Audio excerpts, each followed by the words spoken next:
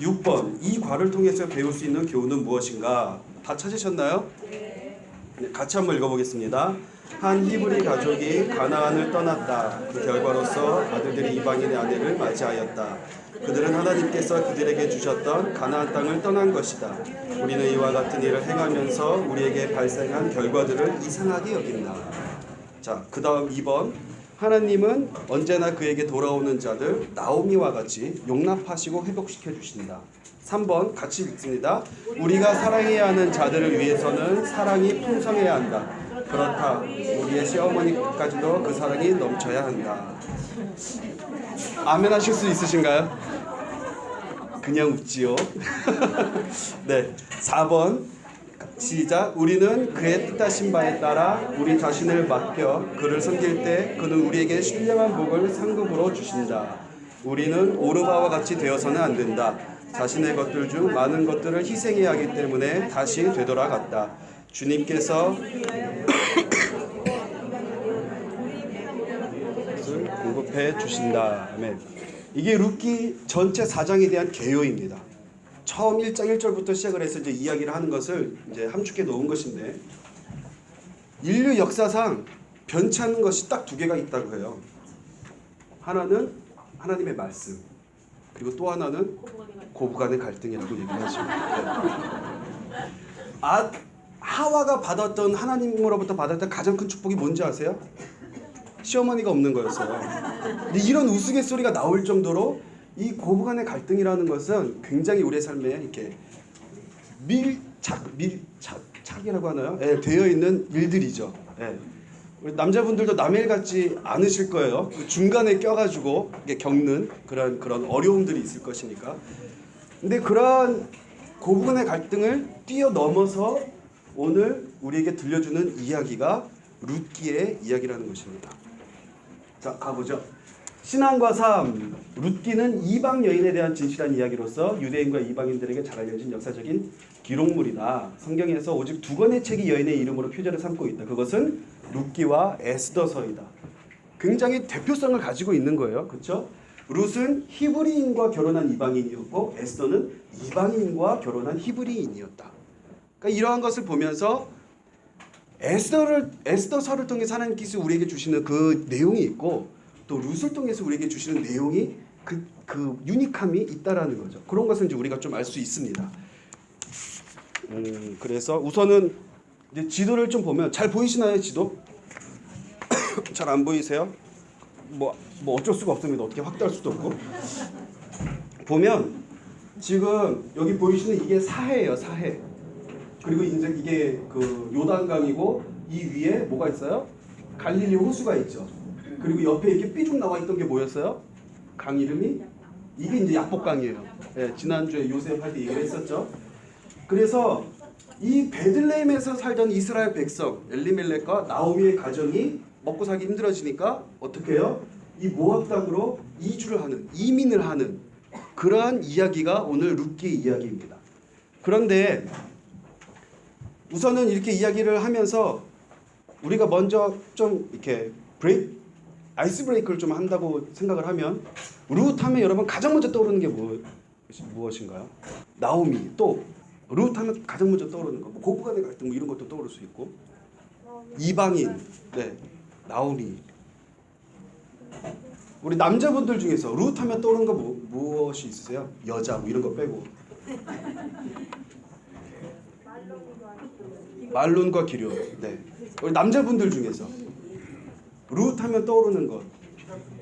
이삭 죽기. 좋습니다. 네. 굉장히 수준 높은. 네. 네, 또 마태복음에서 예수님의 자손으로 할 때 이름이 올라요. 네. 다윗의 족보에 그 어머니가 들어가 있는 그 여인. 좋습니다. 이거 룻 하면 우리가 떠오르는 게 굉장히 많다라는 거죠. 신약과도 굉장히 밀접한 부분, 예수님과 또 다윗 이러한 것에서 직접적으로 많이 이제 연결이 되어 있는데, 신약에 선한 사마리아인 이야기 기억나세요? 네, 선한 사마리아인 이 이야기가 주는 내용은 뭐예요? 주제가 뭐예요? 그 이야기의 주제? 이웃사람이죠. 네, 이웃사람. 신약에 선한 사마리아인 이야기가 있다면 이 구약에는 선한 모압인의 이야기가 있습니다. 네. 그렇다면 이 모압인의 이야기의 주제는 뭘까요? 앞에서 힌트 드렸잖아요. 신약과 구약은 항상 연결이 된다고 그랬죠. 네, 이웃 사랑이에요. 룻이 누구를 사랑했어요? 시어머니 나오미를 사랑했단 말이죠. 네, 자신이 사랑할 수 없는 상황에도 불구하고 사랑을 합니다.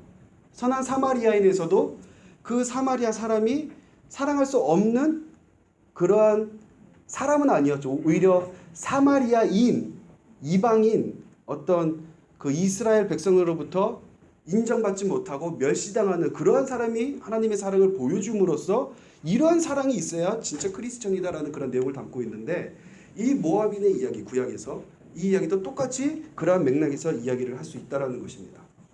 그래서 신약에는 선한 사마리아인 이야기가 있다면 구약에는 선한 모압인의 이야기가 있고, 그 모압인의 이야기가 룻의 이야기라는 것. 그리고 이 이스라엘 백성들에게는 사마리아인과 같이 이 모압이라는 이 이방 땅은 굉장히 멸시하는, 더러운, 역겨운, 네, 그런 이제 존재들이었다라는 것입니다. 그 신명기 23장 3절 말씀에 보면 이렇게 말하고 있어요. 암몬 사람과 모압 사람은 여호와의 총회에 들어오지 못하리니, 그래서 이렇게 쭉쭉쭉 갑니다. 그러니까 여호와의 총회에 들어오지 못한다라는 것은 이스라엘 백성, 하나님의 백성 가운데 들어올 수 없는 존재들이라라고 이제 구약에서 말까지 하는 그러한 모압 사람입니다. 근데 그 가운데서 그 남자도 아닌 여자가 그 사랑을 보여주는 그 모습, 그것이 이 룻기에서 하나님께서 우리에게 이제 이야기하고 계시는 아주 중요한 핵심 포인트 중에 하나라는 것, 그것을 우리가 좀 이제 알아야 되겠고, 이 룻기에 대해서 우리가 이해를 하려면은 전반적인 그 시대적 배경을 우리가 가지고 있어야 됩니다. 어느 시대인가요? 사사시대. 네. 우선은 사사시대라는 건 이제 너무나 잘 알고 있고, 로마서랜다. 룻기 이제 1장에 이제 시작되는 그 1절부터 이렇게 얘기가 나오죠. 사사시대 어떤 시대입니까? 네, 어두운 시대예요. 죄악이 가득했던 시대. 뭐 이제 사사시대 하면 떠오르는 건 뭐가 있으세요? 왕이 없는 시대. 왕정 그 시대의 바로 전의 시대를 사사시대라고 하고, 딸을 제물로 바치는 시대. 네, 그랬던 시대예요. 우상 숭배가 끊이지 않았던 시대. 죄를 지어서 그 죄 때문에 하나님께서 그 심판을 하시는데, 그 심판을 어떻게 하시느냐? 항상 정쟁으로 하셨어요. 그 사사시대를 보면 그 주변 나라를 강하게 하셔서 그 주변 나라를 통해서 전쟁을 일으키시고, 항상 그 전쟁을 통해서 심판하시고 벌하시는. 그래서 이제 항상 벌을 받고 다시 회개하고 정신 차리고 다시 하나님 앞에 섰다가 다시 또 똑같은 죄를 반복하는 그러한 사이클이 이제 사사시대거든요. 그러한 어두운 시대에 일어났던 룻기 이야기입니다. 룻기의 결론 다 아시죠? 해피엔딩입니까? 새드엔딩입니까? 해피엔딩이에요. 그러한 어두운 시대 가운데서 반짝 빛을 이렇게 보여주는 그러한 이야기를 보여주신다는 것, 하나님께서는. 그런 것도 우리가 이제 전체적인 그림에서 좀 볼 수 있어야 됩니다. 이게 보통 이제 뭐라 그러죠? 성경 통독, 성경 맥잡기 뭐 이런 거 있잖아요. 그런 거 하다 보면은 그런 데서 이제 이런 큰 그림들을 잡아주는 거예요. 성경의 이제 순서를 보면은 창세기, 출애굽기, 레위기, 민수기, 신명기 쭉 가가지고 사사기가 나오죠. 그 다음에 사무엘상으로 안 넘어가고 중간에 뭐가 껴 있어요? 4장짜리 짧은 게 룻기가 껴 있단 말이에요. 그러니까 그러한 그 다 이유가 있어요. 하나님께서 그렇게 정해주신. 예, 그런 것을 이제 우리가 좀 알면 더 재밌을 것 같고요. 어쨌든 그런 어두운 시대, 그러한 사사 시대에 그 일말의 희망이 보이는, 소망을 가질 수 있는 그러한 이야기가 룻의 이야기라는 것. 그리고 룻은 그 당시에 사회적으로 가장 약자층에 있었던 사람이었는데, 그랬던 사람을 통해서 일어났던 사건, 어떤 믿음의 고백, 그러한 것을 우리에게 이제 보여준다라는 거죠. 가장 약했던 사람이 어떤 신앙 고백을 했는지, 그러한 약한 자에게 하나님께서 찾아오셨는데, 그 찾아오실 때 룻은 어떤 믿음을 가지고 어떻게 응답하고 반응하고 신앙 고백을 하는지 그러한 것들이 지금 우리가 이제 룻을 보면서 우리의 삶 속에 좀 적용할 수 있는 부분이라 생각할 수 있겠고요.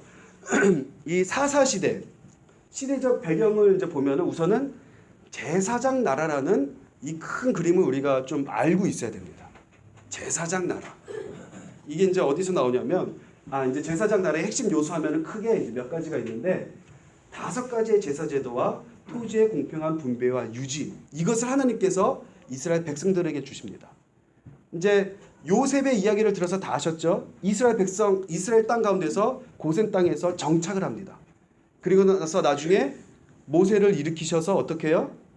출애굽하게 하시죠. 그게 이제 출애굽기의 이야기예요. 그 출애굽을 하면서 그 광야 40년 동안 광야 생활을 하는 가운데서 하나님께서 그 이스라엘 백성들에게 주시는 것이 있는데 그게 무엇이냐? 5가지의 제사 제도입니다. 번제, 소제, 화목제, 속죄제, 속건제 이런 제사 제도를 주십니다. 그게 이제 출애굽기의 내용이에요.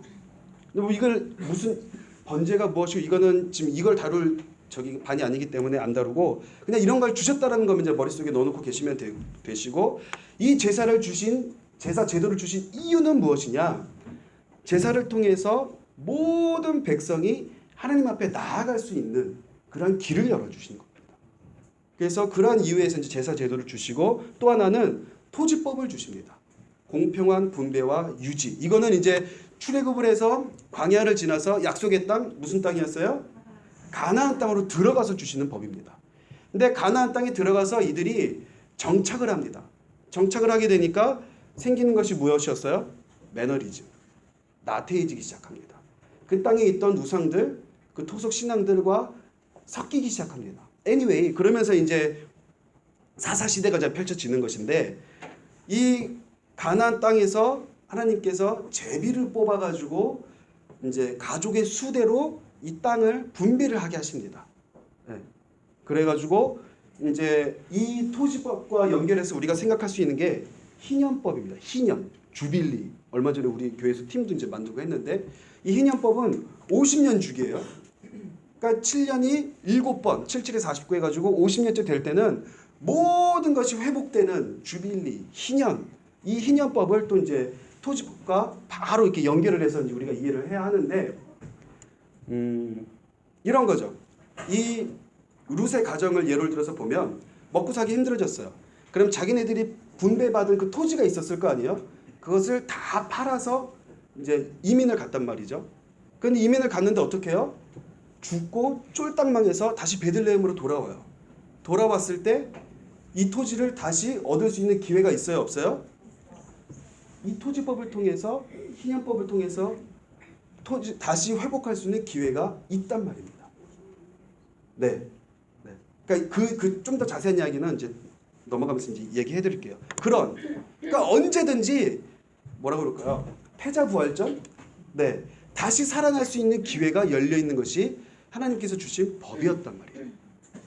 그러니까 이스라엘 민족에게 이러한 법이 있었고, 그러니까 당시에는 이게 분배를 받은 토지가 있으면 너무 가난하면 그 토지를 이제 매매를 할 수 있는 그런 그 허락이 있었고 희년에 다시 돌려받을 수 있는 또 어떤 잘못을 했다거나 어떤 이제 돈이 없어서 자기가 노예로 종으로 팔려가거나 들어가게 되면 희년이 되면 다시 정상적인 스테이터스를 회복할 수 있는 그러한 그 희년법, 토지법 이런 것이 이제 연결되어 있다는 것을 이제 좀 이스라엘 백성들 가운데 이런 법과 제도가 있었다는 것을 알았으면 좋겠고 또 하나는 참 지금까지도 많은 이슈가 되는 건데 계대 결혼법 또는 시형제 결혼법입니다.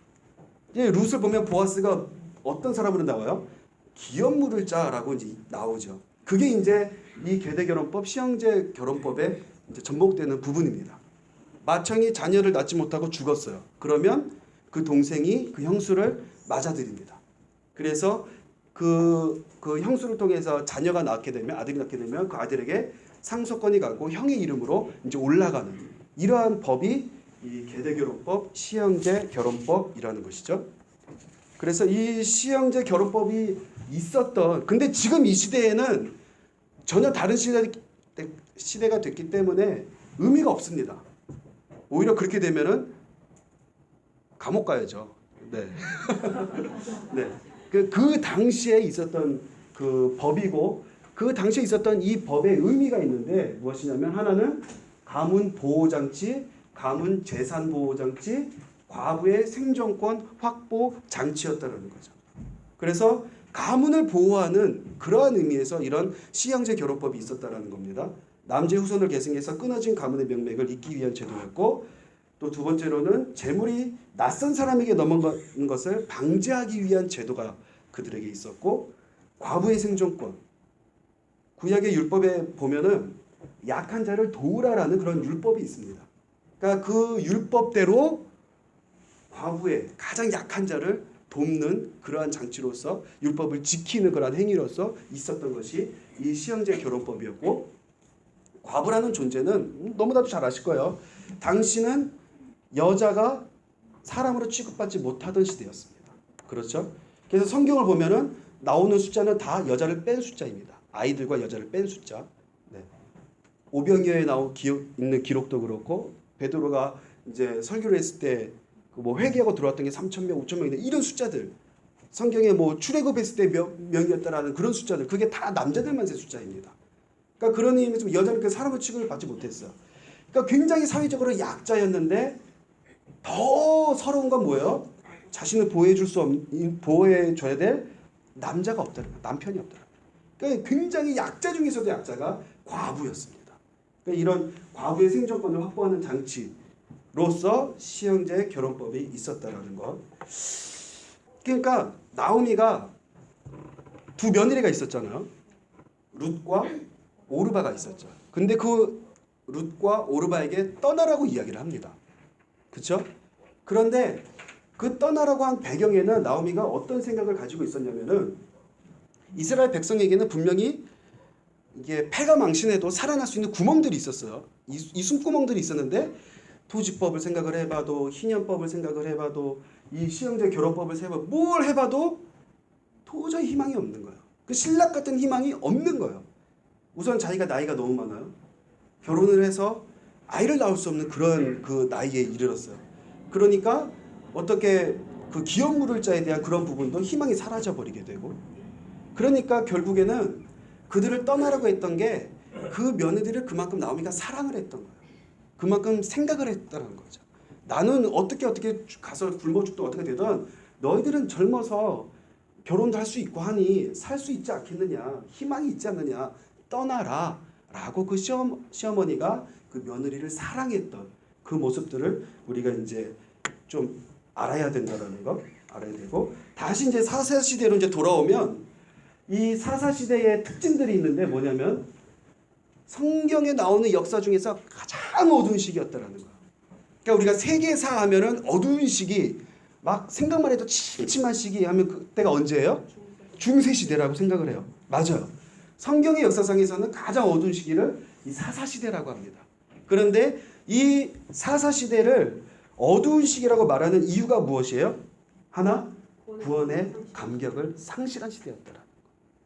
각자의 소견이 난무하던 시대였다라는 것, 이름의 뜻대로 살지 못한 시대였다라는 것.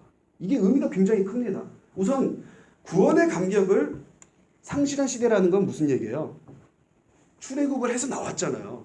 그래서 출애굽을 해서 나올 때 홍해가 갈라졌고 반석에서 물이 나오고 쓴물이 단물이 되고 막 구름기둥, 불기둥을 하나님께서 인도하시고 보호하시고 이른비, 늦은비, 만나, 메추라기 출애굽기 보면은 엄청난 기적들이 일어났단 말이죠. 그런 것들 통해서 이방인들이 그 광야 생활을 하는 그 이스라엘 백성들을 무서워합니다.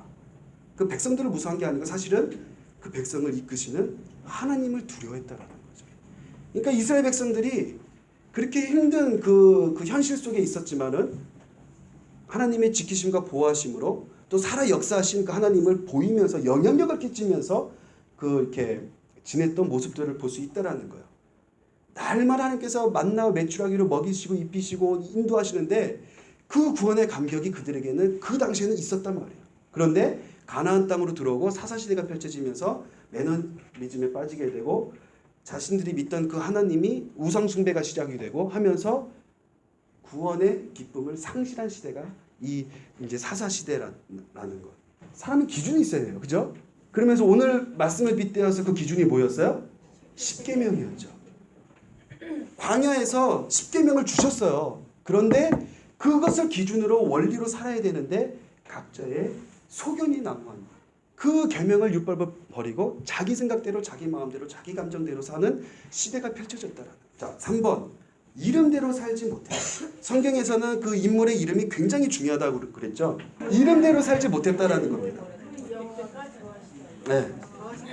성경 속에서 이 인물의 이름이라는 것은 어떤 의미를 가지고 있냐면 신앙 고백의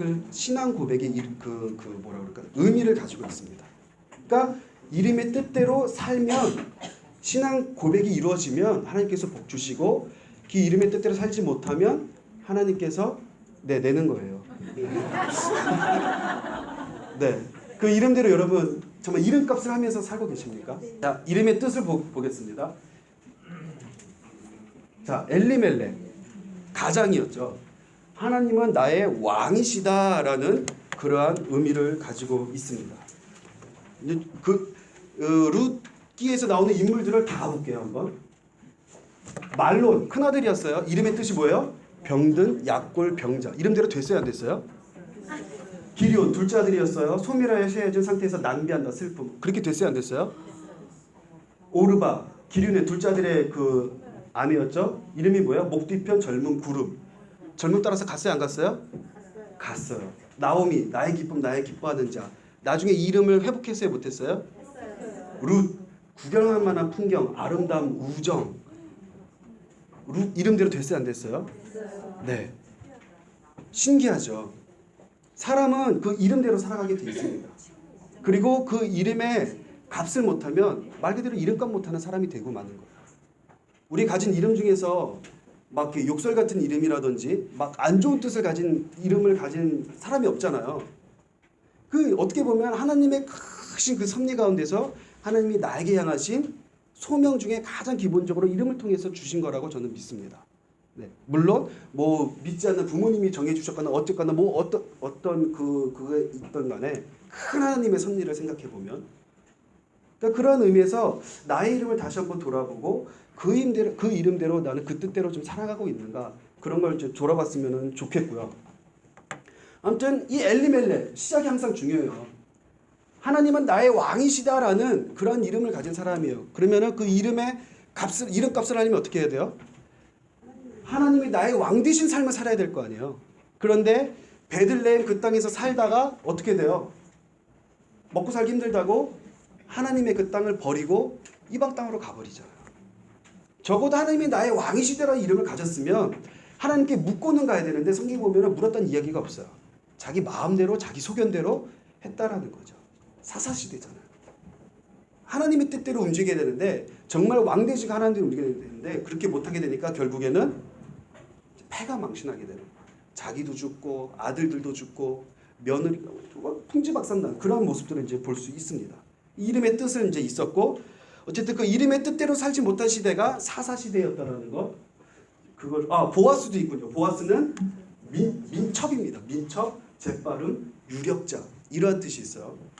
이제 사사시대를 보면 특징들이 쭉 있었고 또 하나는 사사들의 통치 기간이 짧았던 시대입니다. 이걸 통해서 우리가 이제 알 수 있는 것이 무엇이냐? 인간의 생각으로는 영원할 것 같아요. 그리고 이 순간이 영원하기를 원해요. 좋은 순간이라면. 그런데 하나님께서는 쓰시는 그 유통기한이 다 있다라는 거죠. 하나님의 그 뜻 가운데서. 그러니까 내가 쓰임 받을 수 있을 때 쓰임 받아야 하고 쓰시겠다고 할 때 기꺼이 거기에 반응하고 순종해서 쓰임을 받아야 한다라는 겁니다. 그 기간이 지나면 사사같이 돼요. 사사같이. 자, 5번 죄악이 반복됐던 시대라는 것. 축복을 받았어요. 교만하게 돼요. 죄를 지어요. 그 다음에 죄 짓고 나서 좌절하고 낙심하고 낭망해요. 하나님의 심판이 있어요. 심판은 정쟁이라고 그랬죠. 이게 사사시 이런 얘기예요. 심판하고 나서 다시 이들이 회복해요. 그리고 다시 축복받아요. 다시 교만하고 죄 짓고 이게 7번 반복돼요. 그게 사사시대의 얘기예요. 이게 사사시대의 특징입니다. 그런데 이런 사사시대에 룻은 여기에 나와 있던 것과 정반대로 살았다는 것이죠. 그래서 축복을 취하는 그 모습을 우리가 볼 수 있습니다. 그 모습 중에 하나가 무엇이냐? 로마서 12장 2절 말씀인데 너희는 이 세대를 본받지 말고 오직 마음을 새롭게 함으로 변화를 받아 하나님의 선하시고 기뻐하시고 온전하신 뜻이 무엇인지 분별하도록 하라. 이 말씀에서 키워드는 뭐예요? 그렇죠. 역시 빨간색이 보이시나 봐요. 네, 분별입니다. 분별. 그렇다면 분별한다는 것은 무엇일까요? 룻은 그 세대를 본받지 아니하고 분별을 했다라는 거예요. 쉽게 말하면. 그럼 분별한다는 것은 무엇일까? 너무 어렵게 생각하지 마세요. 십계명을 지키는 거. 할렐루야. 자, 분별하는 인생은 같이 읽어볼까요? 시작. 정으로 살지 않고 뜻으로 산다. 하나님의 뜻으로 산다는 거예요. 인정사정 보면서 사는 게 아니라는 거죠. 두 번째, 일리를 따라가지 말고 진리를 따라가자. 그러니까 인정사정이나 일리를 따라가지 말고 진리를 쫓아야 한다는 거죠. 사람들이 이야기를 들어보면은 make sense 하다라는 그 표현 아시죠? 예, 일리가 있어요. 그러면 우리는 어떻게 해요? 마음이 움직여요. 왜? 일리가 있으니까. 그런데 세상 만사 사람들의 생각 속에는 모든 것이 일리는 있어도 다 진리는 아니라는 것이죠. 그렇죠? 그래서 우리들은 사람의 말을 듣고 일리가 있으면은 이리 움직이고 저리 움직이고 하는 그런 성향들이 강한데 사사시대 사람들은 자기 소견에 옳은 대로 살았다고 이야기를 하고 있잖아요. 그러니까 어떤 시대의 트렌드가 있으면은 거기에 발맞춰서 살았다는 것이죠. 근데 룻은 그러지 않았다라는 거예요. 세상 사람들 눈, 어떤 인간적인 그런 관점에서 보게 되면 뒤처진 사람 같고 고리타분한 사람 같고 좀 이렇게 말이 안 통한 외골수 같이 보일지라도 그것이 진리가 아니라면 그렇게 살 수 있어야 한다는 겁니다. 그것을 이야기해 주는 것이 이 룻기의 말씀이고 분별하는 인생이라는 것이죠. 이제 룻기의 삶을 보면은 룻의 삶을 보면은 그 전반전 후반전 나누면 전반전은 어때요? 죽을 쓰죠. 죽을 쓰는데 4장 15절 마지막 장 그 4장 15절에 보면은 이렇게 말해요. 같이 한번 찾아볼까요? 룻기 4장 15절. 제가 가진 성경은 구약 407쪽에 있는데요. 4장 15절 찾으셨나요? 네, 같이 읽어보겠습니다. 이는 내 생명의 회복자이며 내 노년의 봉양자라. 곧 너를 사랑하며 일곱 아들보다 귀한 내 며느리가 나은 자로다 하니라. 아멘. 당시 사회는 그 여자라는 그것이 굉장히 안 좋은 거였잖아요. 천대받던 시대였잖아요. 그럼에도 불구하고 지금 뭐라고 그래요? 일곱 아들보다 귀한 며느리라고 이야기하는 것을 볼 수 있어요. 아들, 남자 그 자체만으로도 상속권이 있고 굉장한 위치를 차지하고 있는데 거기에 일곱이라는 숫자를 붙였어요. 일곱은 성경에서 완전수이죠. 그러니까 그 어떤 완전한 사람보다도 네가 낫다라는 칭찬을 듣는 것이 이 룻의 모습이었다라는 거예요. 그럼 이런 칭찬을 무엇을 통해서 얻었어요? 분별하는 그 분별력을 통해서 얻을 수 있었다라는 것이죠. 그러면은 이러한 칭찬을 듣기까지 룻의 여러 가지 행동들이 있었는데 이 말을 들을 수 있었던 그 시작점은 무엇이었을까요? 어디서부터 그 시작이 될까요? 시어머니를 따랐다라는 것, 신앙 고백이라고 이제 표현을 하죠. 또 부모로부터 시작이 되었다. 오케이. 부모 공경, 네, 부모를 공경하는 그 마음, 그것부터 시작되었다. 또 심오하게 순전, 그러니까 부모에게 공경하는 그 마음, 그것은 이제 시작점이었다. 네. 롯이 이방년이었잖아요. 네. 근데 그게 개종해서 하나님의 백성으로 개종하고 시어머니를 따라가고. 네. 그 시어머니의 그 신앙 믿음을 똑같이 고백하는 그 믿음, 그것들 다 맞는 말씀이세요. 근데 저는 여기서 이런 포인트로 얘기를 하고 싶어요. 그 사람이 처한 삶 속에서 당당하게 살았다라는 거. 그게 시작이었다라고 저는 생각을 하고 싶어요. 지금 시집을 와서 상황을 보니까 시아버지가 돌아가시고 남편이 죽고 동생이 죽고 어머니는 나이 늙어서 이제는 어떻게 아이 낳을 수 있는 살아날 수 있는 방법이 없고 나는 아직 젊고 그러면 나는 다시 그러한 상황 가운데서 거기다가 또 제보라고 하나요? 아니 뭐라고 그러나요? 한국말로 그걸 잘 몰라서 아무튼 그 둘째 동서, 죄송합니다. 동서도 떠나고 이런 상황 가운데서 그 삶이 베들레헴으로 넘어와요. 넘어와가지고는 당장 먹고 살 길이 없는데 그런 삶 가운데서 했던 행동이 뭐였어요? 이삭을 주러 가잖아요. 이삭 죽기도 나중에 이제 이야기를 하겠지만 이 이삭을 죽는다는 행동 자체가 굉장히 그녀에게는 담대함이 있었고 당당함이 있었다라는 거죠. 네. 그것이 그녀가 이렇게 축복을 받는 내 7의 아들보다 낫다라고 이렇게 칭찬을 들을 수 있었던 그 시작이었다라는 거. 그러면 그 시작을 하게 하는 그 안에는 무엇이 있었는가? 바로 믿음이 있었다라는 거예요. 어머니가 믿었던 그 하나님을 나의 하나님으로 나도 믿겠습니다. 따라가겠습니다. 어머니 묻히는 곳에 나도 묻히겠습니다 하는 그 고백. 그게 있었다라는 것이죠. 그럼 여기서 우리가 한번 이제 생각해 볼 수 있는 것이 하나님께서는 굳이 룻은 모압 사람 이방인이었잖아요. 굳이 예수님의 족보에 왜 이방인을 쓰셨을까라는 질문입니다. 이런 건 생각해 보셨어요?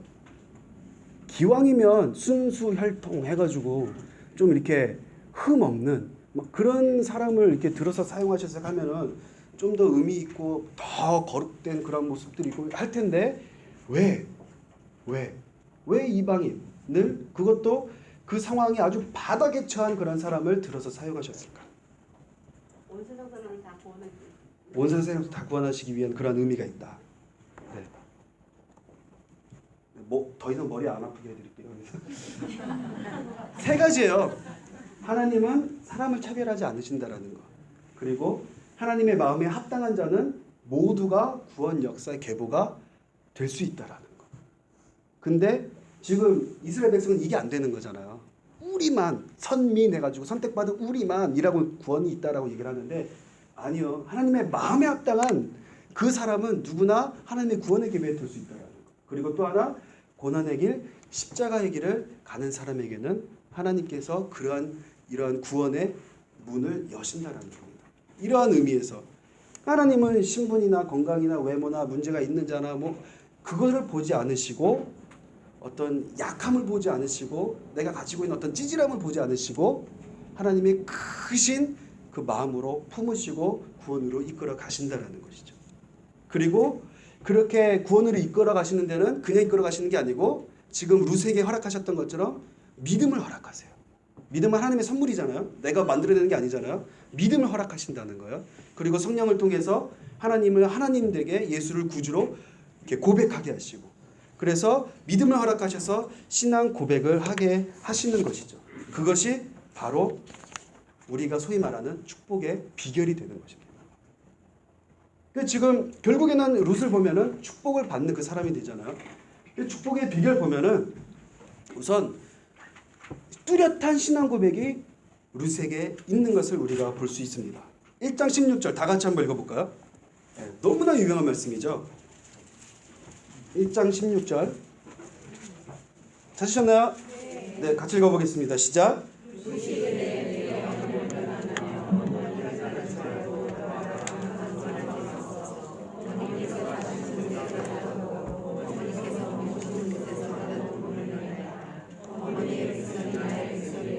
어머니 하나님이 나의 하나님이 되시리니 아멘. 거기까지. 우리 하나님 어떤 의미에서는 우리 하나님이라는 의미도 좋지만 이 16절 이 고백을 보세요. 누구의 하나님이라고 고백을 해요? 어머니 하나님은 곧 나의 하나님이다. 저는 이 표현을 참 좋아하는데 우리가 신앙생활을 하면서 이렇게 잘못된 그러한 그 틀을 가지고 믿음 생활을 할 때가 있어요. 그게 뭐냐면은 아브라함의 하나님, 이삭의 하나님, 야곱의 하나님, 어느 그 누군가의 하나님, 그 하나님이 나의 하나님이 돼야 되는데 나의 하나님이신데 그들의 하나님이고 나의 하나님이 되지 못하는 그런 신앙생활을 할 때가 굉장히 많다라는 거예요. 그런데 룻은 지금 그 시어머니의 하나님이 나의 하나님이 된다고. 우리 하나님 이렇게 복수적으로 얘기하지도 않고 아주 딱 집어서 나의 하나님이라고 딱 고백하는 것을 볼 수 있다는 것이죠. 뚜렷한 신앙 고백. 이것이 뚜렷한 믿음. 이것이 이 룻이 축복을 받을 수 있었던 비결 중에 하나라는 겁니다. 그럼 뚜렷한 신앙 고백은 무엇을 만드느냐? 우리 신앙생활을 만들어내죠. 그런 신앙생활은 개별화, 차별화, 특성화를 만들어냅니다. 너의 하나님이 나의 하나님이고 믿음이라는 것은 신앙이라는 것은 교회 생활이라는 것은 묻어가는 게 없어요. 분명 너의 하나님 나의 하나님 역사하시는 그 하나님이 다르다는 것이 아니고 각 사람에 맞춰서 그 인생에 맞춰서 하나님의 계획대로 일하심이 다 있다라는 거죠. 하나님 저 사람은 저런 축복을 받는데 왜 저는 못 받습니까? 그렇게 기도하라는 것이 기도하면 안 되는 거죠. 하나님 저는 하나님께서 나에게 분명한 나의 인생을 계획하셨고 나의 하나님이 되시면 아는데 그 하나님의 뜻을 알기 원합니다. 하나님께서 나에게 주시고자 하는 그 축복의 길이 열리길 원합니다. 이러한 차별화, 특성화, 개별화된 신앙생활의 모습이 있어야 한다라는 것. 네, 그런 이제 고백이 그 축복의 비결이었다. 그것을 이제 기억했으면 좋겠고요. 룻이 그러면 이렇게 신앙 고백을 하는데 어떻게 그런 상황 가운데서 이런 신앙 고백을 할 수 있었을까요? 시어머니 앞에서 무엇을 보고 그 어머니의 모습을 보고 그렇게 고백할 수 있었다라는 겁니다. 그러니까 결국에는 큰 그림에서 그 룻은 그 믿음은 누구의 영향을 제일 많이 받은 거예요? 나오미 시어머니의 그 영향을 많이 받았다라는 겁니다. 네. 가만 보니까 비록 이런 상황 가운데서도 또 사람들 앞에서 이제 나는 내 이름은 나오미인데 나를 이제 더 이상 내 그 뜻대로 부르지 마라 막 이렇게 막 얘기하잖아요. 그럼에도 불구하고 가만히 보면 그 어머니가 흔들리지 않았다라는 거예요. 하나님 앞에서 온전하게 신실하게 서 있었다라는 거죠. 그리고 하나님께서 그 인도하시는 그 어머니의 그 삶을 보는 거예요. 그러니까 가만 보니까 이방인임에도 불구하고 진짜 하나님이 살아 계시는구나. 저 하나님을 믿으면 저러한 평안을 가지고 살아갈 수 있구나. 저렇게 길이 열리는구나. 저러한 기쁨이 있구나. 그게 보였다라는 거예요. 그러니까 결국 룻이 고백할 수 있는 것이 어머니 하나님이 나의 하나님이 됩니다. 그렇게 이제 고백을 할 수 있었다라는 거죠. 그러니까 그 시어머니의 영향력 그것도 우리가 이제 생각을 해보아야 되는 것이고, 네 그러한 신앙생활은 또 개별화, 차별화, 특성화가 있어야 한다라는 것. 그래서 결국에는 그 어머니 하나님이 저도 살려주실 줄 믿습니다라고 고백하시는 것이 아니고 그 어머니가 하나님이 나의 하나님이 된다는 것. 나의 짐이 처한 상황, 나의 상처받고 울부짖고 괴로워하는 이 심령을 하나님께서 아시니까 길을 열어주시고 치유하시고 일으키시고 하실 것을 믿습니다라는 고백이 있다라는 거죠. 그래서 내가 만난 하나님의 고백이 굉장히 중요한 것입니다. 여러분 내가 만난 하나님에서 고백하실 수 있으신 것 계세요? 어떤 그 누가 이런 뭐 이렇게 순종을 했더니 이런 복을 받았더라, 이런 어려움 가운데서 이런 길이 열렸다더라, 하나님께서 그렇게 역사하셨다더라. 물론 그런 간증을 통해서 우리가 은혜를 받습니다. 도전도 받습니다. 근데 그보다 더 중요한 것은 내가 만난 하나님의 고백이 있어야 한다는 거죠. 내가 만난 하나님의 고백이 있으면은 그 고백 가운데는 무엇이 생기느냐? 디테일이 생깁니다. 구체적이고 그리고 내가 만난 하나님의 그 고백이 생기면 인격적으로 하나님을 알게 되는 그런 모습이 생긴다라는 거죠. 자, 구체적, 인격적으로 하나님의 맛을 본 나의 신앙 고백은 있으십니까? 있으신 분, 아니 시키지 않을 거예요. 그냥 있으신 분, 개인적으로, 구체적으로. 네, 좋습니다. 네, 내리죠. 네, 내가 만난 하나님의 고백이 있어야 됩니다. 그러니까 내가 만나기 위해서 노력하셔야 돼요. 내 자녀가 만나기 위해서 노력하는 그 신앙생활은 소용이 없어요. 내가 먼저 만나야 돼요. 내가. 그래서 구체적, 인격적으로 하나님의 맛을 본 나의 신앙 고백은 원래 이걸 숙제로 내드릴까 생각을 해봤는데 그러면 안 될 것 같아서 돌 맞을 것 같아요. 네. 자 17절에 보면 이렇게 나와요. 어머니께서 죽으시는 곳에서 나도 죽어 거기 묻힐 것이라. 만일 내가 죽는 일 외에 어머니를 떠나면 여호와께서 내게 벌을 내리시고 더 내리시기를 원하나이다 하는지라. 자, 우리가 생각해야 될 것이 불편한 것이 곧 불행은 아니라는 것입니다. 지금 이 삶은 불행한 삶이 아니에요. 좀 불편한 삶인 거죠. 네. 근데 불편하다고 나는 행복하지 않아라고 여기는 게 이 시대의 사람들이에요. 자기 소견대로 살아가는 거예요. 내가 좀 없고 부족하고 약하고 해도 하나님께서, 나의 하나님께서 나와 함께 계신다라는 그 믿음의 고백, 그 고백이 나를 행복하게 한다라는 거예요. 룻은 그걸 알았던 거예요. 그래서 시어머니를 따라가면 고생길이 훤해요. 분명히 알고 있어요. 그럼에도 불구하고 룻은 시어머니가 죽으시는 곳에서 자신도 죽을 것이라고 이야기를 합니다. 어떤 세상이 이야기하는, 세상이 생각할 수 있는 편리주의, 실용주의, 어떤 합리주의 이런 것들을 다 내려놓는 것. 그리고는 오히려 고난과 불편을 자처하는. 아까 그 맨 밑에 뭐가 있었어요? 고난의 길, 십자가의 길이 있었잖아요. 예. 내가 나의 하나님이 계신다라면 고난의 길, 십자가의 길도 어떠한 고난도 어떤 불편도 충분히 나는 감내할 수 있습니다. 그런 신앙 고백을 볼 수 있다는 것이죠. 이게 우리가 살아가는 신앙생활의 삶의 원리가 되어야 됩니다. 이런 고백 가운데서 하나님이 드디어 반전을 일으키시죠. 어떤 반전을 일으키세요? 나오미가 살 궁리를 할 거 아니에요. 시어머니인데. 그리고 자기를 이렇게까지 따라주는 그 이방 그 이쁜 며느리가 있는데 이제 막 눈에 쌍불을 켜고 찾는 겁니다.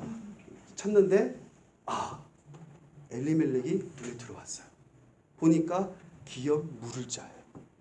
그래서 친족으로 유력한 자가 있으니까 2장 1절에 보면 나오미의 남편 엘리멜렉의 친족으로 유력한 자가 있으니 그 이름은 보아스더라. 눈에 쌍불을 켜고 찾는데 눈에 들어온 거죠. 그래서 어떻게 해요? 무릎 꿇고 기도합니까? 며느리한테 코치하잖아요. 어떻게 유혹할지. 그것을 이제 말씀드릴게요. 자, 그래서 여기서 이제 중요한 우리가 알아야 될 것이 무엇이냐? 기업 물을 자입니다. 그러니까 기업 물을 자, 친족이라고도 이제 표현을 하는데 근족으로 또 이제 이야기도 합니다. 그래서 그 친족이라는 것은 혈족을 이어야 할 의무가 있음. 그래서 아까 시형제 제도법 뭐 이런 것도 있었잖아요. 이런 게 다 연결이 되는 거예요. 그래서 이제 고엘 제도라고 이제 나옵니다. 이제 고엘이라는 것은 히브리어인데 어떤 뜻이냐면 되찾다, 무르다, 복수하다, 구속하다 이런 의미가 있습니다. 그러니까 우리는 이제 성경을 보면서 이야기를 하는 것이니까 구속의 의미로 생각을 하시면 돼요. 여러분 이사야 40선장 1절 말씀 아세요? 블라블라블라 나오고 내가 너를 구속하였고 내가 너를 지명하여 불렀나니 너는 내 것이라. 아멘. 아멘. 그 구속이에요. 그게 고엘 제도예요. 그러니까 하나님은 이스라엘 백성들에게 허락하신 그 제도를 통해서도 하나님의 뜻을 계속해서 이렇게 보여주시는 것을 우리가 알 수 있습니다. 기업 물을 자 보아스가 있구나. 나오미랑 엘리멜렉이랑 기근을 피해서 이제 떠날 때 그냥 떠났겠어요? 쩐을 가지고 가야 될 거 아니에요. 미천이 있어야 거기 가서 뭘 해도 살 거 아니에요. 그래서 가지고 있던 땅, 분배받았던 땅, 재산 다 팔고 갔단 말이죠. 갔어요. 다 망했어요. 다시 와요. 근데 유대법에 의하면 땅을 회복할 수 있는 방법이 있어요. 그게 희년법 또는 고엘 제도를 통해서 가능한 거예요. 남편이 죽었잖아요. 근데 기업 물을 자를 통해서 자녀를 낳고 그 자녀에게 자신의 그 상속이 유산이 상속이 되면 그게 회복이 되는 그러한 그 고엘 제도를 이제 알 수 있는 거죠. 그런데 문제는 뭐였어요? 나오미가 아무리 찾아봐도 자기를 통해서는 그게 길이 열리지 않는 거예요. 그러니까 방법이 뭐예요? 네, 친족을 찾는 거였어요. 그래서 나오미를 통해서 그럼 나오미가 자녀를 낳게 되면 그 친족이 낳은 거니까 그게 누구 이름으로 올라갈 수 있어요? 네, 엘리멜렉의 이름으로 또는 엘리멜렉 그 큰아들의 이름으로 올라갈 수 있게 되는 거죠. 그러니까 모든 것이 다 회복될 수 있는 기회가 열린 거예요. 그러니 눈에 쌍불을 켜고 그 기업 물을 자를 안 찾겠어요? 찾는 거죠. 그래서 이제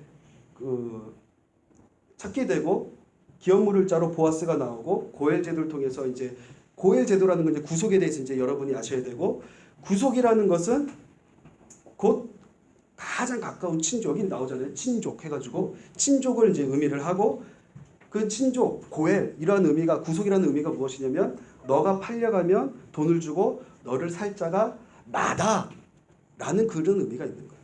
영적으로 해석되면 그게 누구예요? 예수님이시죠. 그러니까 이스라엘 백성들의 그 제도를 통해서 계속해서 하나님이 신약의 그것들을 이야기해 주시는 것을 볼 수 있습니다. 아무튼 가장 가까운 자. 여러분 예수님의 가장 가까운 자 되십니까? 가장 가까운 자가 되셔야 됩니다. 가장 나의 우선순위라는 표현이 있잖아요. 거기에 우리 하나님이 있어야 된다는데 뭐 사형리 같은 것도 보면 사람 마음이 있어서 의자가 있고 그게 내가 있는 게 아니고 십자가가 있어서 예수가 내 안에 있어요. 뭐 이런 표현들 있잖아요. 그게 뭐예요? 가장 가까운 자를 얘기하는 거예요. 가장 중심. 고엘 제도가 이제 사람의 인간적인 그러한 제도로서 이렇게 겉으로 보일지 모르겠지만 그 영적인 의미는 구속이 있고 예수가 있다는 겁니다. 가장 가까운 자. 네. 그런데 이제 이 4장에 보면은 참 재밌는 게 가장 가까운 자, 사실 기업 물을 자가 보아스가 처음이 아니었어요. 누가 나와요. 그런데 그게 누구예요? 네. 그게 이름이 안 나와요. 성경에 그대로 표현하면 아무개로 나와요. 아무개. 그래서 보아스가 그 사람한테 아무개여라고 이제 표현하는 게 나거든요. 이름이 없어요. 무슨 의미일까요? 상종한 인간이 못 된다라는 거죠. 그래요. 왜 그러느냐? 자, 보아스를 찾았어요. 그러면서 코치를 해요. 룻이 그 발밑에 가서 해서 입을 덮어주면서 이것도 좀 알아야 돼요. 옷자락을 펴서 당신의 여정을 덮으십시오라는 그 말씀이 나오거든요. 그거는 무슨 의미냐면은 청혼을 하는 의미예요. 네, 그게 그 전에 신명기 말씀에 나와요. 에스더 말씀이었나? 아무튼 그 구약 다른 데서도 똑같은 표현이 나와요. 그러니까 이불을 덮어서 이렇게 덮는다. 뭐 이불로 이렇게 옷으로 그거는 청혼을 하는 의미입니다. 그러니까 이렇게 시키는 대로 다 이쁘게 하고 향수도 뿌리고 이렇게 해가지고 발끝에 누워가지고 해서 한 거는 저랑 결혼해 주십시오라고 이야기를 하는 거예요. 그런데 막 간지러지게 이게 아니고 굉장히 당당하게, 담대하게. 왜 그런지 아세요? 당신은 기업 물을 자라서 그러한 제도적인 이 장치로서 당신은 의무가 있다는 거예요. 빼도 박도 못해요, 보아스는. 그런 상황인 거예요. 그래서 옷자락을 빼서 당신의 예정을 덮으십시오 라고 하는데 이 보아스가 비록 나이 차이가 많이 났어요. 엘리멜렉의 친족이라는 그 표현은 그 시아버지의 나이벌이 됐다라는 얘기예요. 그러니까 지금 이 사람은 젊은 여자인데 엘리멜렉은 나이 많은 시아버지 뻘인 남자라고요. 네. 그런데 이 할아버지가 아주 인간적인 할아버지라면 젊은 여자가 있어서 어떻게 했을까요? 점점점 알아서 상상하세요. 네, 막 이랬을 텐데 그러지 않고 차도남 표현 아시죠? 차도남. 차가운 도시 남자. 네, 차가운 도시 남자. 이 베들레헴 사람이잖아요. 베들레헴 도시였어요. 요셉은 누구였다고요? 알부자라고 알려드렸잖아요. 네. 차도남이에요. 차도남. 얼마나 차가운 도시 남자인데 그냥 차가운 도시 남자가 그냥 차가운 것만 뜻하는 게 아니죠. 겉에서는 시크하고 이렇게 차가운데 뒤에서는 알게 모르게 은큼한 게 아니고 이상한 쪽으로 가지 마세요. 네. 차도남의 뜻이 그래요. 은큼이란 뜻이 있는 게 아니고 겉으로는 차갑고 이제 이렇게 무관심한 척하는데 뒤로는 서포트해주고 도와주고 이렇게 아무도 모르게 이렇게 손수건도 깔아주고 이렇게 앉을 때 뭐 이런 차도남. 네. 이 보아스가 차도남이었어요. 차도남. 그런 게 다분합니다. 근데 보면은 그 옷자락을 덮어서 이렇게 청혼을 할 때 보아스가 그 룻을 처음 보았을까요? 아니요. 말씀을 보면은 자기 밭에서 이삭 줍는 것을 이미 봤어요. 그러면서 뭐라 그래요? 야, 아무도 건드리지 마. 이렇게 얘기를 한다고요. 그러니까 겉으로는 무관심하고 모른 척하는 데는 이미 보고 알고 있었어요. 룻에 대한 존재를. 그리고는 와서 딱 해서 청혼을 하니까 으아 이러면서 나간 게 아니고 뭐라 그래요? 이 제도에 따라서 나보다 더 가까운 자가 있다. 그 사람한테 먼저 가서 허락을 받고 그 사람이 예스하면 그 사람한테 시집을 가야 되는 거고 그 사람이 노하면 내가 당신을 아내로 맞아들이겠다라고 얘기를 하는 겁니다. 멋있지 않아요? 그런 멋있어요. 근데 그렇게 이야기를 하니까 순종을 해요. 그리고 그 아무개를 불러와요. 있는 상황을 설명을 해요. 설명을 하니까 이 사람이 계산기를 두들기죠. 딱딱딱딱. 나오미만 받아들이면 그 토지가 내게 될 수 있는데 먹여 살릴 그 식구가 입이 하나면 떨어지는데 이 젊은 룻은 자식이 몇 명 나올지도 모르고 나오면 재산이 내게 떨어지는 게 아니고 그 사람한테 돌아가고 여러 가지 계산상 이게 안 맞는 거예요. 마이너스인 거예요. 그러니까 자기는 노합니다. 그래서 결국에는 보아스가 이제 이 룻을 취하게 되는 그 이야기가 이 룻의 이야기입니다. 참 보아스를 보면 멋있는 사람이에요. 그래서 이 보아스를 보면은 또 그런 것을 통해서 장로들 앞에서 많은 사람들 앞에서 그 장로가 지금 우리 교회에 있는 그런 장로님들 같은 그러한 장로가 아니고 어떤 의미냐면 그 마을 그 부락의 그 뭐라 그럴까요? 어르신들 그런 어르신들을 모셔다가 이제 그 앞에서 다 이제 얘기를 하고 절차를 밟는 거죠. 그래서 전혀 문제될 것이 없게끔 합니다. 그 이불로 덮어주세요 할 때 자꾸 이 얘기를 해서 죄송한데 이불로 덮어주세요 할 때 거기서 끝나는 게 아니고 이 사람이 얼마나 참 멋있는 사람인지 그 배려가 있는 사람인지 루스한테 뭐라고 그러냐면은 새벽 일찍 일어나서 가라고 합니다. 그건 뭘 생각하는 거예요? 구설수에 오르지 않게 하려고, 가십거리가 생기지 않게 하려고. 사람들이 그 모습을 보면은 어떻게 생각하겠어요? 수덕수덕해서 막 이렇게 되잖아요. 근데 그게 아니라 그런 걸 다 미연에 방지하기 위해서 그렇게 이제 보아스가 배려를 했다라는 거예요. 그러니까 그런 모습은 참 멋있는 사람입니다. 그리고 이런 절차를 밟았다라는 것은 당시의 그 율법 제도를 그 삶 속에서 실천했다라는 얘기가 되는 거거든요. 굉장히 중요한 의미입니다. 삶 속에서 율법을 실천했다라는 것, 오늘 그 설교 말씀과 연결해서 생각해 보세요. 십계명 율법입니다. 근데 그 율법을 삶 속에서 실천하게 돼요. 그게 신약에 와서는 어떻게 돼요? 하나님을 사랑하고 이웃을 사랑하는 것이잖아요. 아까 선한 사마리아인, 선한 모압인의 이야기, 그 주제는 뭐라고 그랬어요? 이웃 사랑이라고 그랬죠. 이 보아스를 통해서 나타나는 얘기가 뭐예요? 결국은 율법을 지킴으로써 이웃 사랑, 하나님 사랑, 그리고 나 자신을 사랑하는 그것이 그 의미가 내포되어 있다라는 것이죠. 네. 그래서 그런 것을 이제 기억하시면 좋겠고, 아까 이삭 죽기 나왔는데 룻 하면 우리가 가장 먼저 떠오르는 게 이삭 죽기잖아요. 그럼 이삭 죽기 하면 여러분 어떤 그림이 떠오르십니까? 밀레. 할렐루야. 역시 수준이 있으세요. 자, 밀레의 이삭 죽기입니다. 참 아름다운 그림이죠. 굉장히 유명한 그림이고. 그런데 모르겠어요. 이 그림에 대해서 해석과 해설을 이제 들어보신 분은 이제 아시겠지만 사실 이 밀레의 이삭 죽기, 이삭 줍는 뭐 여인들 제목이 여러 가지가 있는데 보면은 딱 드는 느낌이 어떤 느낌이에요? 힘들겠다. 굉장히 현실적이시네요. 네, 사실 밀레는 실존주의 그 화가였습니다. 그런데 못 모르고 이제 그림을 보면 아름다운 어떤 농촌의 그런 풍경, 평안함, 고요함, 아낙네들이 이 곡식을 주어서 집에 가서 찧어서 빵을 짓고 이런 아름다운 생각들을 하는데 그런 자연주의, 낭만주의의 화가가 아니고 밀레는 실존주의자였더라는 거. 그런 의미에서 뭘 얘기하는 거예요? 그럼 이 그림이 노동을 이야기하는 거예요. 이 이삭 떨어진 이삭 한 톨이 보이겠어요? 안 보이겠어요? 이 잔디밭에서. 근데 그 한 톨을 줍기 위해서 허리를 숙이고 이렇게 고생하는 이 모습들. 표정을 보면은 밝은 표정이 아니에요. 그림을 잘 보면 이런 손도 보면 손이 여자들인데도 불구하고 굉장히 두꺼워요. 근데 그 두꺼운 손을 가지고 이삭을 줍는 그러한 모습들을 볼 수 있다라는 거죠. 그러니까 가난한 삶, 한 톨의 이삭이라도 더 주려는 그 절박함, 그러한 것들이 여기에 나타난다는 거예요. 그리고 또 하나는 이제 프랑스 화가인데 프랑스의 당시 그 최하급 계층이면 이제 거지잖아요. 거지들이 이삭을 주었다라는 거예요. 이 거지들이에요, 사실은. 농촌의 어떤 아름다운 가정의 그 부인이 아니라. 그러한 거지의 모습을 그림을 그렸다라는 거죠. 그런데 이 룻이 이삭을 주었다라는 것은 똑같은 의미가 있어요. 그녀가 이삭을 주러 나갔다라는 거는 자기의 아까 당당함, 담대함 이런 걸 얘기했잖아요. 사람들을 의식하지 않고 어머니를 봉양해야 했기에, 먹여 살려야 했기에 그 아름다운 마음을 가지고 그 이삭 한 톨이라도 주우려고 나아갔다라는 겁니다. 그 사람들의 손가락질이나 아유 저 사람은 젊어가지고 저러고 살아 나가서 뭐라도 일해서 먹고 살지, 그게 우리들의 거지를 향한 얘기 아니에요. 근데 그런 것에 아랑곳하지 않고 나가서 이삭을 주었다는 것. 사실 그 룻의 이삭 죽기는 그렇게 해석이 되어야 됩니다.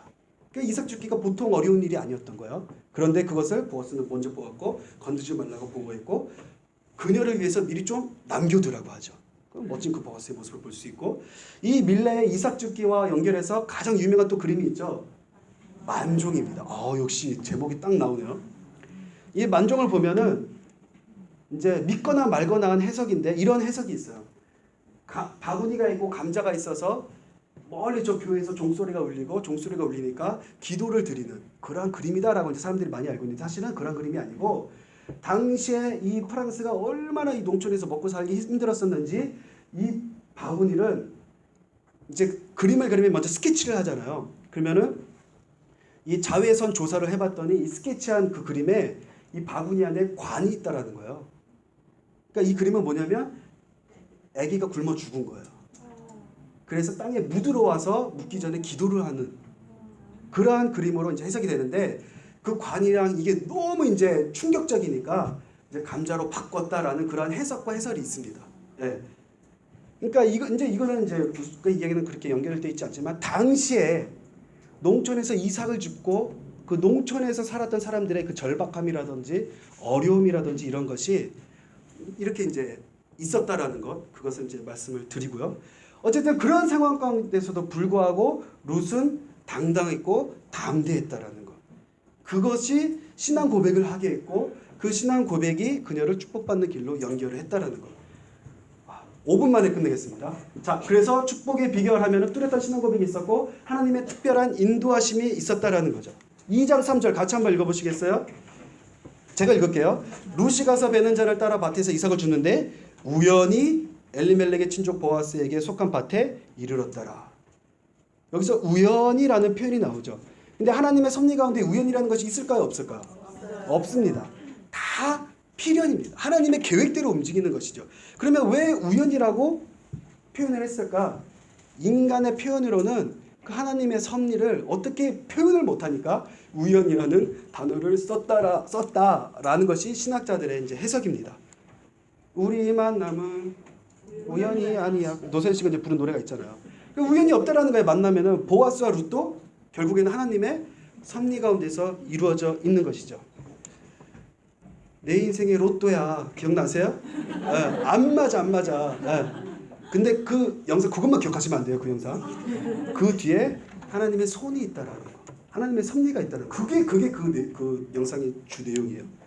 내 남편이 내 아내가 아무리 인생의 로또인 것처럼 안 맞는 것처럼 그러나 그 뒤에는 하나님의 손길이 있다라는 거.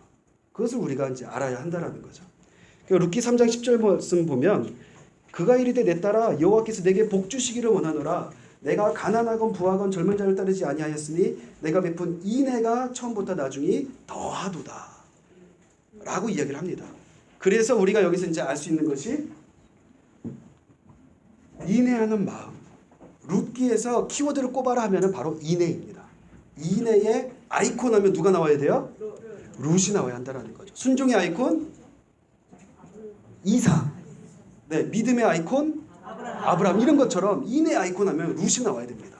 네, 인애라는 것이 룻기의 그 핵심 단어라는 것 그것을 기억하셔야 되고 젊었기 때문에 젊고 매력적인 남자를 찾아갈 수 있었지만 외모나 돈에 흔들리지 않았다라는 것. 여기서 이 인애라는 단어가 핵심인데 이 인애라는 단어는 성경학자들은 이렇게 얘기해요. 성경에서 가장 위대한 단어를 뽑아라 그러면 이 인애를 뽑습니다. 그 정도로. 그러면 이 인애는 히브리어로 헤세드라고 합니다. 네, 헤세드라고 하는데 이 헤세드라는 단어는 인자, 인애, 은혜, 도리 이런 의미가 있고 이 인애라는 것 하나님의 무궁무진하고 다양한 사람 중에서 특별히 아버지의 마음, 목자의 마음으로 불쌍히 여기는 사랑을 뜻한다라는 것. 룻은 인애의 마음이 있었다라는 거죠. 그래서 다 버리도 누가 아무도 뭐라 하지 않을 그 어머니 나오미를 인애하는 마음으로 품은 거예요. 그렇게 살아갔더니 신앙 고백이 일어나고 그렇게 살아갔더니 어머니의 말씀에 순종하고 그렇게 살아갔더니 보아스를 만나게 되고 축복받는 그 모습들을 보면서 사사시대 사람들은 다 죽겠다 바닥으로 떠다니는 시대에 룻은 바닥에서 살겠다 그리고 올라오는 정반대의 삶을 우리는 볼 수 있다라는 것입니다. 그래서 이 헤세드를 우리가 이제 굉장히 잘 알아야 되는데 다 넘어가고 하나님께서는 이 헤세드를 통해서 일하십니다. 그것을 기억하셔야 돼요. 그러면 이 헤세드란 뭐냐? 인자, 인애, 은혜, 도리를 통해서 일을 하신다라는 거죠. 하나님은 인자, 인애, 은혜, 도리를 통해서 일하시는데 이 룻기에서는 뭐 여러 가지가 나올 수 있지만 인간의 도리를 통해서 일하시는 것을 볼 수가 있어요. 룻이 인간의 도리를 다해서 그 어머니를 모시고 보아스가 인간의 그 도리를 다해서 자신의 아내로 맞아들이고 이러한 그 도리를 통해서 하나님께서는 일을 하신다라는 겁니다. 그러니까 하나님은 인간적인 도리 속에서 하나님은 일하고 계신다라는 것, 역사하신다라는 것. 그것을 기억하셨으면 좋겠고 이것은 우리의 삶 속에서 어떻게 적용되느냐? 가정에서, 교회에서, 직장에서 이게 적용이 돼야 한다라는 것입니다. 그리고 이제 말씀을 정리하면 약자가 부활해서 당당하게 복귀할 수 있게 하는 것이 제사장 나라의 시스템이라고 말씀을 드렸죠. 네, 희년, 토지법, 어떤 고엘 제도, 제사 이런 제도를 통해서 사람이 회복하게 할 수 있는 것이 제사장 나라의 그 제도이고, 결국에는 이 제사장 나라의 그 제도를 통해서 하나님께서는 빛을 허락하신다라는 거. 사사 시대가 350년이에요. 근데 그 350년의 기나긴 어두움 속에서 한 줄의 빛을 보여주시는 게 바로 이 룻기서입니다. 룻기서에서 보여주시는 것은 인애를 보여주시고, 그리고 결국엔 결론이 어떻게 나요? 그렇게 바닥을 쳤던 자가 일어나 다윗의 계보에 들어가게 되는, 네, 더 큰 그림에서는 예수의 족보에 오르게 되는 그러한 그 여인이 됐다라는 것. 그러니까 결국에는 율법을 지킴으로써 하나님 사랑하고 이웃을 사랑하는 그것이 실현될 수 있다라는 것이 이 룻기서를 통해서 보여주는 이야기라는 것입니다. 그래서 결국에는 가정에서 마을, 부락으로, 예, 그리고 그 부락에서 점점 이제 커져가는 그런 모습. 가정에서 제사장 나라로 보아스를 만나고 보아스를 통해서 이런 제도가 계속 교육이 되잖아요. 교육이 되고 하면서 결국에는 이제 제사장 나라가 만들어지고, 그 나라가 만들어지는데 그게 어떻게 드러나요? 다윗을 통해서 나라로 실현이 되는 그런 큰 그림을 우리가 볼 수 있다는 것입니다. 자, 기도하겠습니다. 하나님 아버지 감사합니다. 룻기를 통해서 우리가 하나님 나라가 어떻게 세워져 나아가는지 돌아봅니다. 하나님께서 허락하신 그 율법과 제도를 잘 따름으로써, 우리에게 허락하신 그 인애와 도리를 다함으로써 하나님께 축복받는 자들 다 될 수 있도록 주님 인도하여 주시옵소서. 감사드리며 예수님의 이름으로 기도드립니다.